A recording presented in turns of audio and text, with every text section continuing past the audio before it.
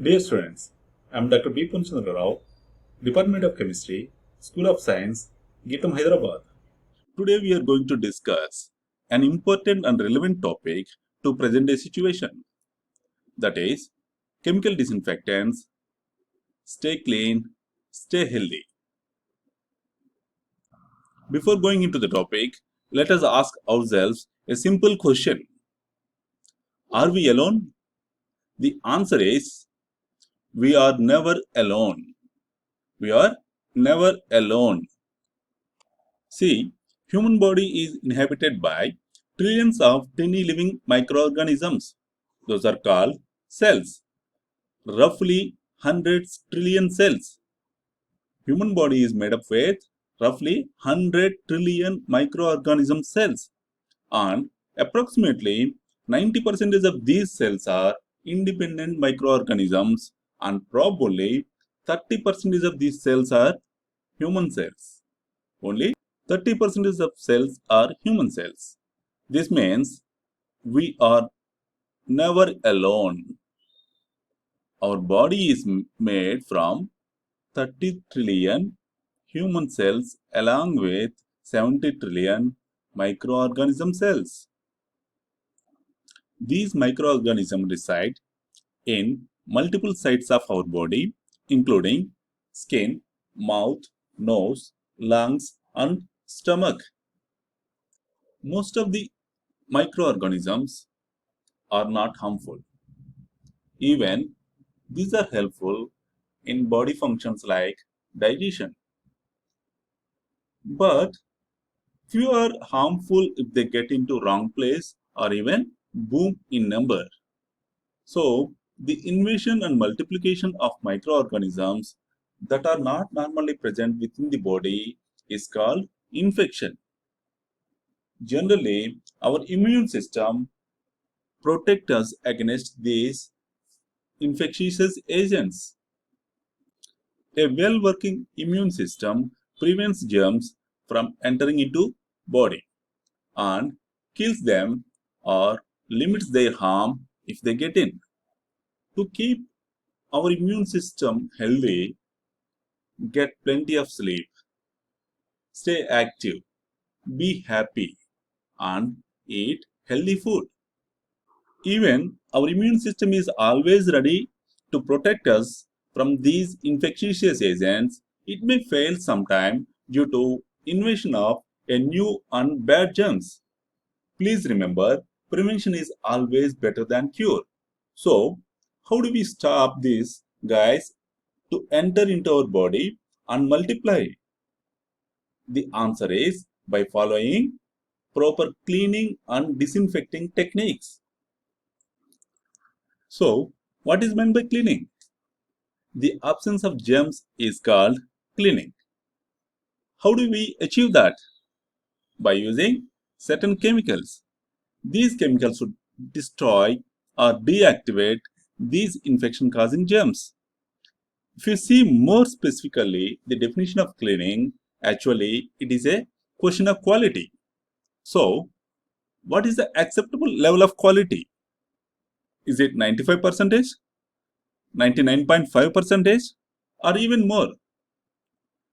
Depending on the action of chemicals on germs, this can be categorized into two. One is cleaning, another is disinfection. Generally, cleaning removes germs, dirt particles, and impurities from surfaces. Cleaning works by using soap and water to physically remove germs from surfaces. This process does not necessarily kill germs, but by removing them, it lowers their numbers and the risk of spreading infection. On the other way, disinfection kills germs on the surfaces with the use of chemicals. Disinfecting should be done after surface has been cleaned. So, for effective cleaning, one should first clean the surface and then disinfect. As we know, cleaning physically removes germs, dirt, and agglomerates from the surfaces. We would learn now the chemistry of cleaning. Chemistry of cleaning generally explained by two concepts. One is wetting and dissolution.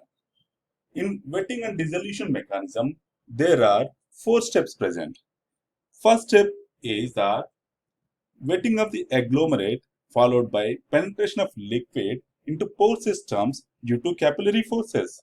Second step is that sinking or immersion of the agglomerate into liquid. Third step is that the dissolution and disintegration of the solid bridges present between the primary particles followed by dispersion of these primary particles within the liquid volume. The second mechanism is based on the use of surfactant molecules. There is a relationship between the cleaning and surface tension. If you add any surfactant molecule to the water, it lowers the surface tension of the solution. This improves the wettability, which allows penetration of liquid into soils and they remove from surfaces. The mechanism of cleaning could also explain by emulsification.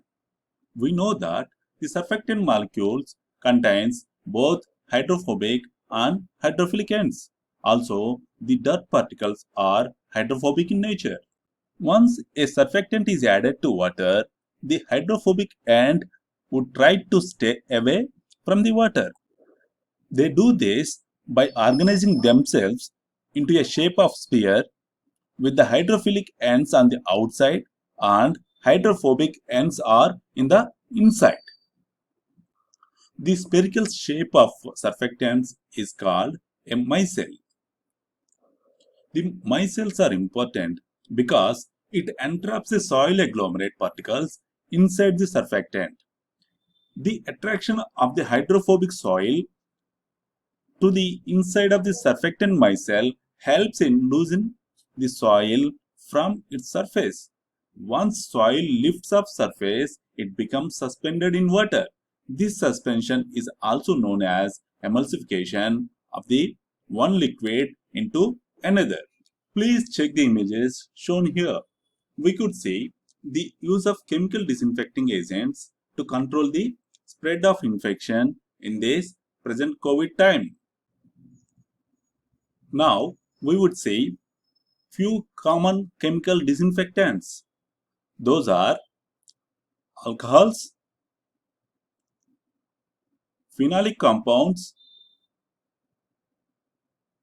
aldehydes,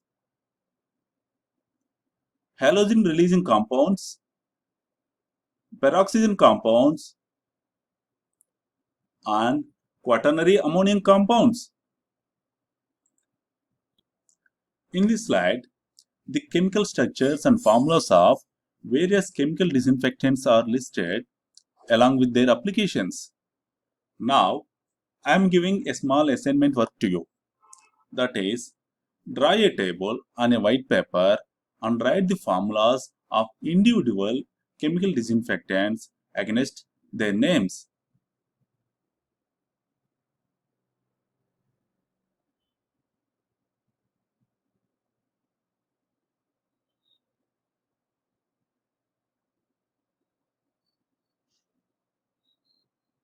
Now, we would see disinfection mechanism.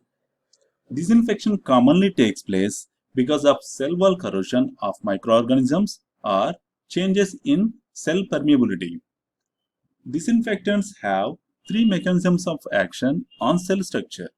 These are cross-linking coagulating clumping, structure and function disruption, and oxidizing. These reactions disturb cell structure and activity, which makes microorganisms to no longer be able to multiply. This schematic diagram shows action of various disinfectant agents on cell structure. We know that a cell is basically made up of biological molecules like proteins, lipids, and carbohydrates, also nucleic acids. Nucleic acids are DNA or RNA moieties present inside the cell, and cell wall is made from proteins, which are macromolecules of amino acids. When a disinfectant is used, the highly reactive disinfectant molecule will react rapidly and randomly with these biomolecules by above 3 mechanisms and disrupt the cell. This results complete destruction of the cell structure. In this table 1, we would say various disinfectant agents, their active components, and mechanism of action with the cell structure of microorganisms. Now, you please add 2 more columns to the table you drawn before.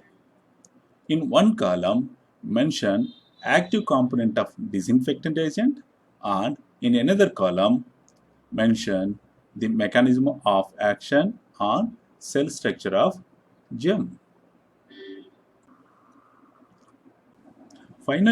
Finally, one should say the following considerations when choosing a disinfectant. Those are effectiveness, safety, ease of use, availability, and cost of disinfectants. Once we understand the concept of cleaning and disinfection, we would look into common household cleaning or disinfecting products. These are bleaching powder, Dettol, Harpic, Lysol, Domex, and Colin solutions. These are not single cleaning or disinfecting products, but admixture of various disinfecting agents with other additives. In this table, few household disinfectant products are listed along with their active and other ingredients. In continuation to your assignment work, please draw this table too on another white paper. Now, please complete your assignment work by mapping table 1 and 2 to fill this table 3.